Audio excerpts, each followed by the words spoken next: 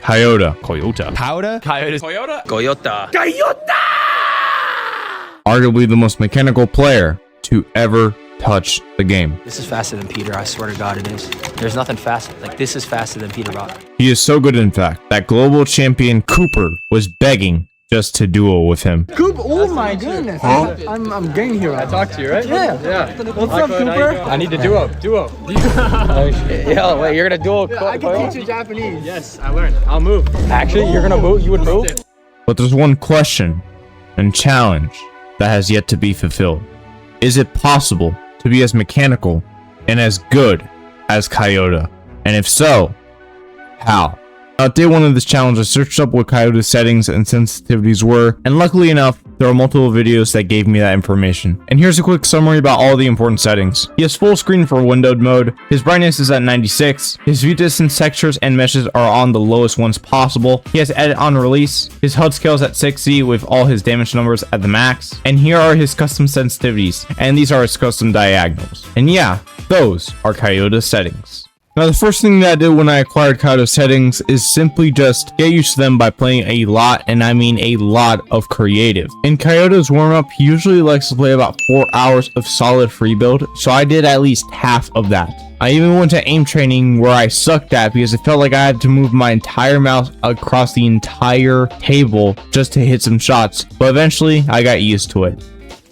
And after that first day, my mechanics were warm and so was my aim. And at that point, I was just ready for day number 2. In the beginning of day 2, I figured out that the Coyota skin was back in the Fortnite item shop. You know, the same skin that I used to 5-2 Peterbot. Yeah, you already knew what I had to do.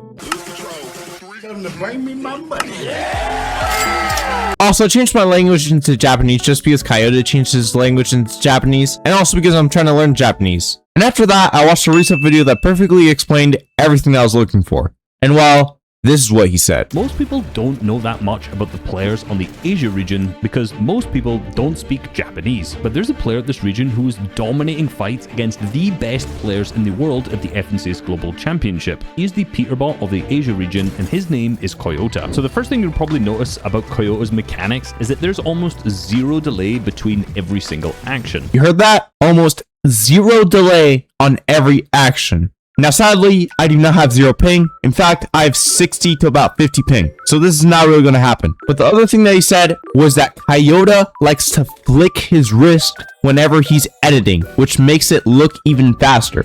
And for people that don't know, I'll let my boy Mongrel explain for you. I'm not going to edit like this, bro. Like smooth, like I'm a gentleman.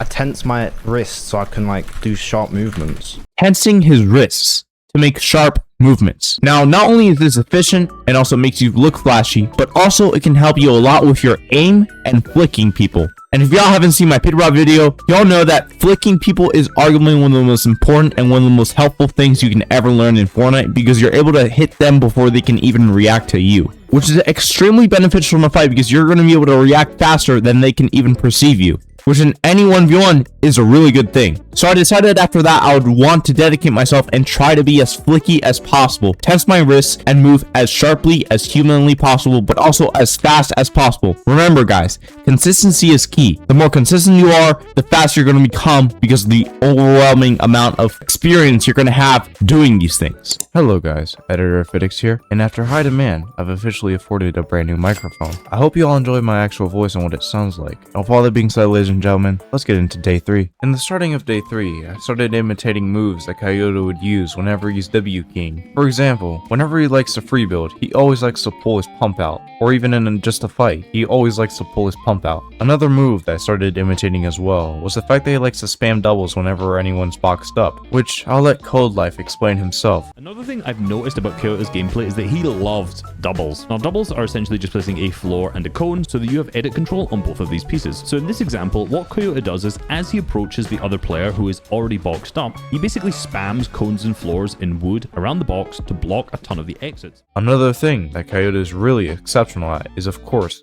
scroll reset, which again, I'll let Reso explain. Now, one thing that Coyota is an expert at is using scroll wheel reset, but in a particularly interesting way. Notice in this clip how he boxes up above another player. He has the cone and a wall between, which he edits into a peanut butter peak. He then double pickaxes on the floor, which may seem like a mistake as the other player then edits in his face. But as the other player does this, Coyota resets his wall, but immediately pulls out his shotgun. Now, most people in the scenario would reset the wall and then hold it, but instead he lets the other player pump it, and because he has a shotgun out, he can just pump him straight back for over 100 damage. Importantly here, he also then places his own wall afterwards to ensure that he has control of this build piece. Then he's easily able to finish the other player. Lastly, one of the things that Coyota is most exceptional in is taking very precise and minimalistic peaks and also positions, and also being able to finish off a fight immediately, which again, I'll let Code Life explain. Here he notices a player coming towards his box and immediately edits out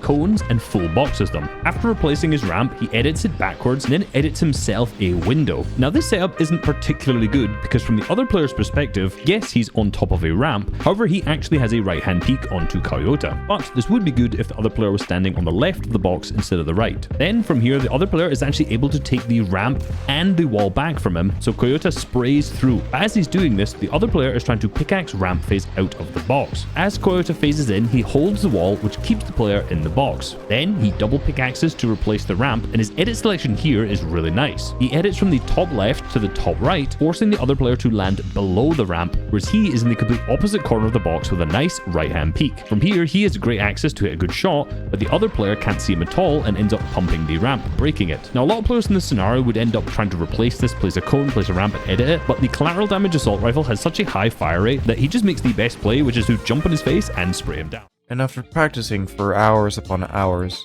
I was finally done with day number 3. On day 4, I started practicing mechanics that Coyota would use in 1v1s. For example, Coyota style side jumps, the backwards triple edit,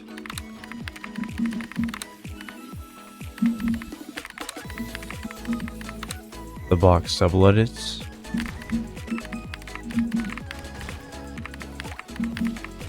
the backwards triple edit,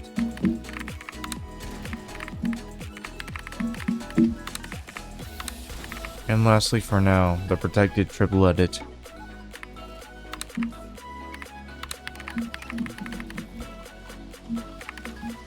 These are techniques that I've practiced for hours upon hours, trying to perfect them the best possible way I could. And after practicing and free building for 4 hours straight, I was finally done with day number 4. Finally, it is day 5, the final day of this challenge. And while I'll admit to this that I'm nowhere near Coyota's full speed, or even mechanical speed, or even being like him, but I will say this, I have learned so many meaningful things that I will use in my journey to become the next Peterbot and Coyota. And hey, if this video reaches 100 likes, I will do a part 2 of a 30-day how to become the next Coyota. And with all that being said, ladies and gentlemen, I'll see you in the next one.